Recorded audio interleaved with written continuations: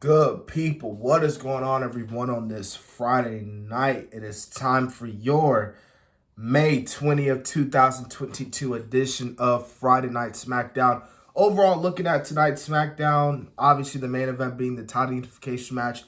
I actually thought this was a pretty good show tonight as we are getting closer and closer and closer to what will be Hell in a Cell. Also, well, then again, throwing in AEW because Rampage was tonight. Double or Nothing as well.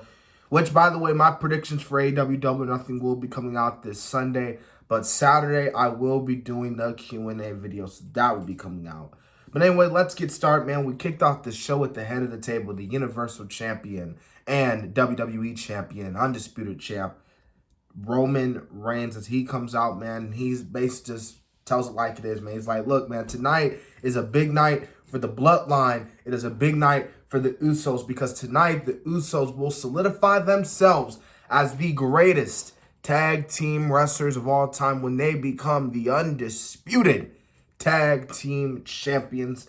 Because Usos, if you don't win, don't expect to be hitching back on the ride to the islands of relevancy. Long story short, you're going to get your butts kicked by Roman if you don't win tonight.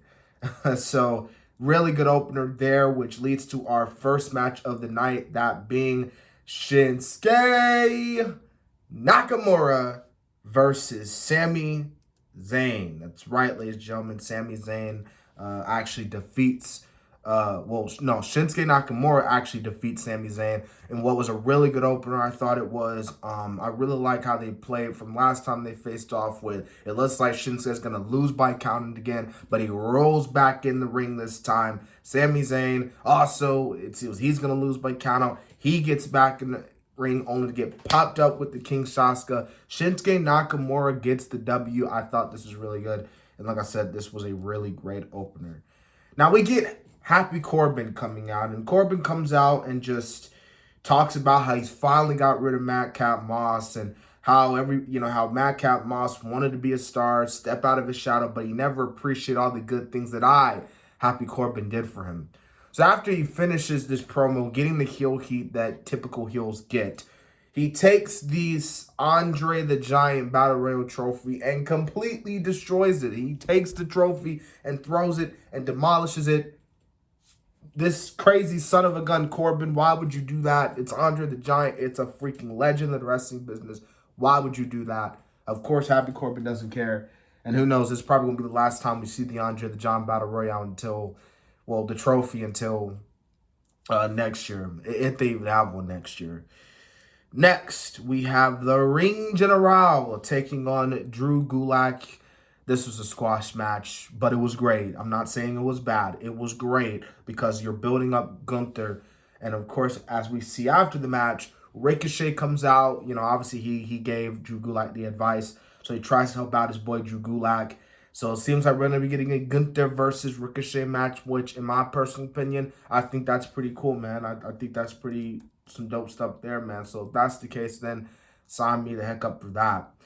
Next, we get Raquel Gonzalez. Actually, no. Before we get to that, Adam Pearce gets a visitor in his office, and it's the new the new guy named Max Dupree, or you know him as LA Knight.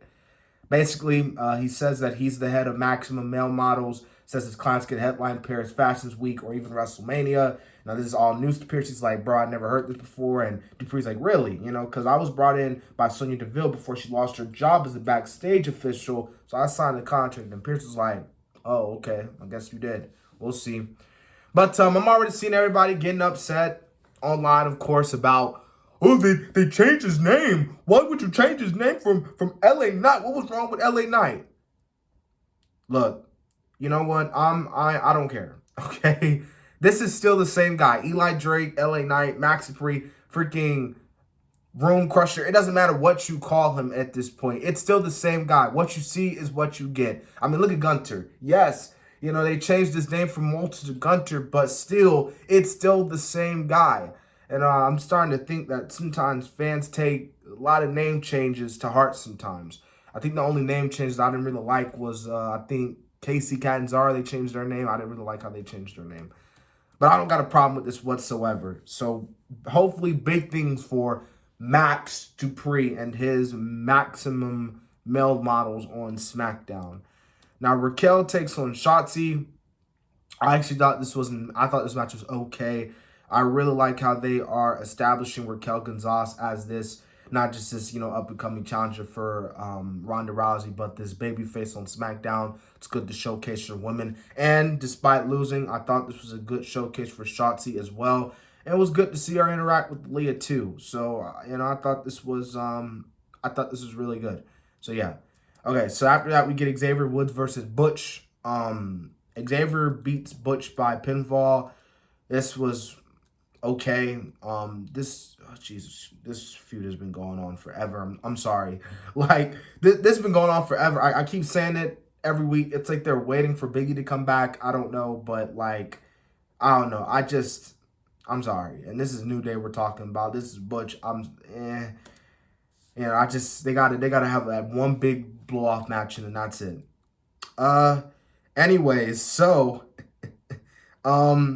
we get on the commentary desk a follow-up for what happened this past Monday Night Raw.